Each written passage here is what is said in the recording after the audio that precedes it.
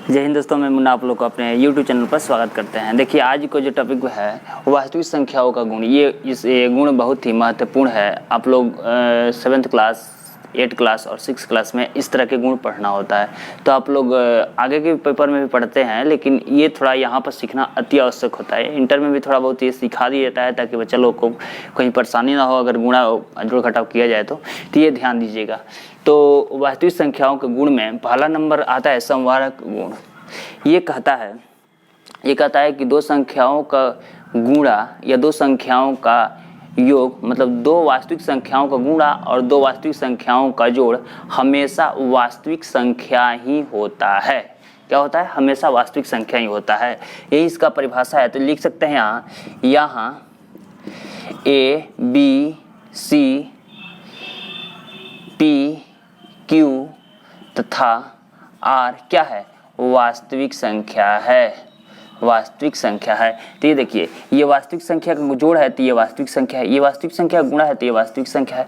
जैसे मान के लिए 5 × 4 = 20, तो 5 वास्तविक संख्या है, 4 भी वास्तविक संख्या है, इसका गुणनफल भी वास्तविक संख्या है। अगर -3 और +2 तो भी वास्तविक संख्या, ये भी वास्तविक संख्या। हल करेंगे तो -1 ये भी वास्तविक संख्या है। बात आ रही है समझ में? तो दो संख्याओं का जोड़ या गुणा हमेशा वास्तविक संख्या होता है। दो वास्तविक संख्या का जोड़ या गुणा हमेशा वास्तविक संख्या होता है। बात आ रही है समझ में? चलिए दूसरा नंबर देखते हैं। दूसरा नंबर कहता है क्रम विनिमय नियम। ये क्या कहता है? क्रम विनिमय नियम का कहता है कि हम जो शुरुआत में जोड़ रहे हैं तो उसको उल्टा करके भी जोड़ सकते हैं। जैसे मान के चलिए, क्रम विनिमय नियम के ही कारण हम लोग जो जोड़ होता है ना, जोड़ 5 + 4 = 4 + 5 लिख सकते हैं। ये क्रम विनिमय नियम के कारण ही लिख सकते हैं।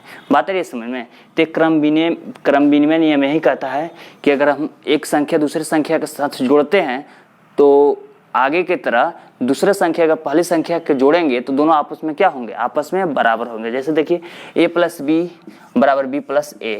अगर मान के लिए कि 9 + 4 = 4 + 9 हो सकता है। ये भी इसका योग, इसका दोनों का योग आपस में बराबर होता है।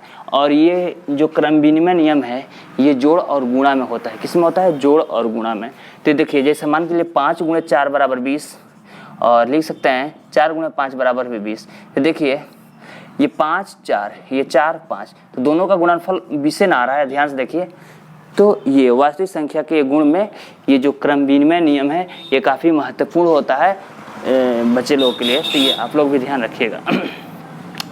अब देखिए, ये जो क्रम विनिमय नियम है ये केवल गुणा और जोड़ में होता है, घटाव और भाग में नहीं होता है।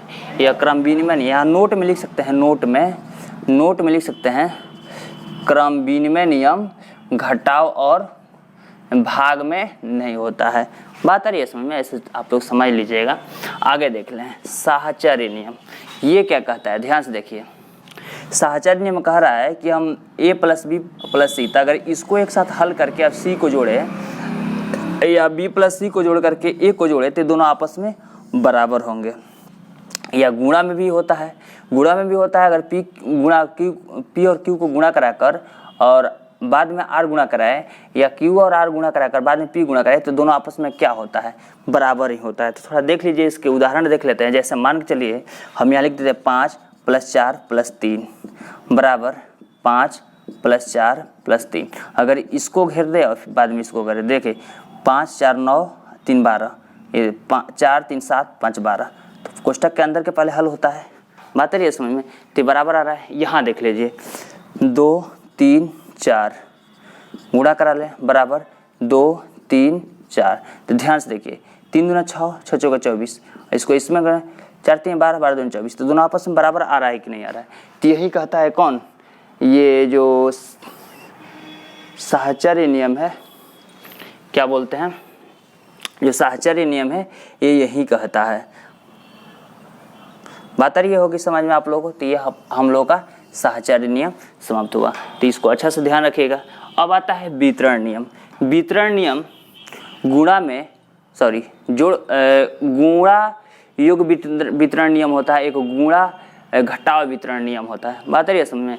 ये देखिए, ये इसको इसके साथ गुणा करेंगे, एक बार इसको इसके साथ गुणा करेंगे। देखिए, a के b साथ गुणा किए, फिर बीच में प्लस है, a को c के साथ गुणा किए, a को c के साथ गुणा किए, तो ये हो गया गुणा योग वितरण नियम, और ये हो गया गुणा घटाव वितरण नियम। देखिए इसके साथ इसको गुणा किए, फिर इसके साथ इसको गुणा किए, और बीच में घटाव का चिन्ह है। तो बात आ रही है समझ में। तो ये है योग क्या बोलते हैं, गुणा योग वितरण नियम, और इसको बोलते हैं गुणा घटाव वितरण नियम। तो ये आप लोगों को तो समझ में आ रहा होगा। आगे देखते हैं, अगला कहता है युज प्रतिलोम नियम। ये युज प्रतिलोम क्या है, तो कहता है, इसका परिभाषा कहता है दो संख्याओं का योग यदि शून्य है तो एक संख्या दूसरी संख्या के युज प्रतिलोम है। बात है समझ में। यदि दो संख्याओं का योग शून्य है तो एक संख्या दूसरी संख्या के युज प्रतिलोम है। जैसे मान के चलिए a प्लस माइनस a बराबर शून्य हो गया। जैसे देखिए अगर 5 है तो 5 में क्या हम जोड़ें कि शून्य आएगा, तो -5। अगर -5 है तो इसमें क्या जोड़े कि शून्य आएगा, तो 5। तो मतलब इसका युज प्रतिलोम ये है, इसका युज प्रतिलोम ये है, समझ रहे हैं। अगर 8 है तो इसमें क्या जोड़े कि 0 आएगा, तो -8 जोड़ेंगे। तो इसका युज प्रतिलोम ये है, अगर इसका युज प्रतिलोम ये है। बात है समझ में, यही परिभाषा में कहता है। तो युज प्रतिलोम यही कहता है कि दो संख्याओं का योग अगर शून्य है तो एक संख्या दूसरी संख्या के युज प्रतिलोम है, एक संख्या दूसरी संख्या के योग प्रतिलोम के बराबर होती है। बात है समझ में। अब आ जाते हैं गुणात्मक प्रतिलोम। ये क्या कहता है, ये कहता है दो संख्याओं का गुणनफल अगर एक हो, योग में शून्य आ रहा था, क्या आ रहा था शून्य, इसमें क्या आ रहा है एक आ रहा है।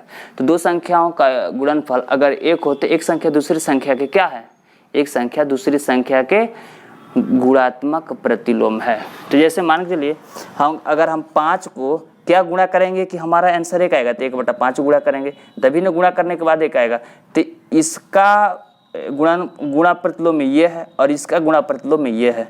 a का गुणा प्रतिलोम में ये है और 1/a का गुणा प्रतिलोम ये है, गुणात्मक प्रतिलोम। बात है इसमें। अगर 5/3 का गुणात्मक प्रतिलोम पूछे क्या होगा, तो इसके गुणात्मक प्रतिलोम होगा 3/5। बात है समझ में। अगर 15 का गुणात्मक प्रतिलोम पूछे तो 1/15। मतलब ऐसे है ना कि गुणा कराने पर इसका आंसर 1 आना चाहिए, इसको गुणा कराने पर आंसर क्या आना चाहिए, 1 आना चाहिए। यही गुणात्मक प्रतिलोम का मतलब परिभाषा है। तो हम आशा कर रहे हैं कि ये वीडियो आप लोगों को समझ में आ रहा होगा, ये जो पढ़ा रहे हैं ये भी समझ में आ रहा होगा और आप लोगों को अच्छा लग रहा होगा। अगर अच्छा लग रहा है तो लाइक कीजिए, अगर नए हैं तो चैनल को सब्सक्राइब कीजिए और अपने दोस्तों के साथ शेयर कीजिए। आज के लिए इतना ही, दीजिए इजाज़त। जय हिंद।